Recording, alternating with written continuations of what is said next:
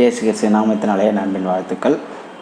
முந்தா நேற்று நம்ம பார்த்துருந்தோம், இந்த மாதிரி லாமெக்குக்கு பிறந்த 3 மகன்கள், 2 மனைவிகளுக்கு பிறந்த 3 மகன்கள் தொழில் செய்தார்கள்.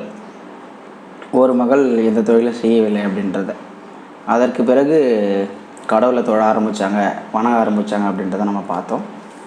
இன்னும் ஒரு காரியம் அதில் நம்ம மிஸ் பண்ணிட்டோம். வசனத்தின் மூலிமா பார்க்கலாம். அது லாமெக்கு தன் மனைவிகளை பார்த்து, ஆதாளே சில்லாளே, நான் சொல்வதை கேளுங்கள்.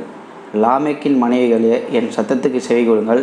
எனக்கு காயமுண்டாக ஒரு மனுஷனை கொன்றேன், எனக்கு தழுமுண்டாக ஒரு வாலிபனை கொலை செய்தேன். காயினுக்காக 7 பழி சுமருமானால் லாமெக்குக்காக 77 பழி சுமரும் என்றான். பின்னும் ஆதாம் தன் மனைவியை அறிந்தான்.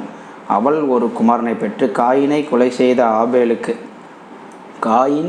செய்த ஆபேலுக்கு பதிலாக தேவன் எனக்கு வேறொரு புத்திரனை கொடுத்தார் என்று சொல்லி அவனுக்கு சேத் என்று பெயரிட்டாள்.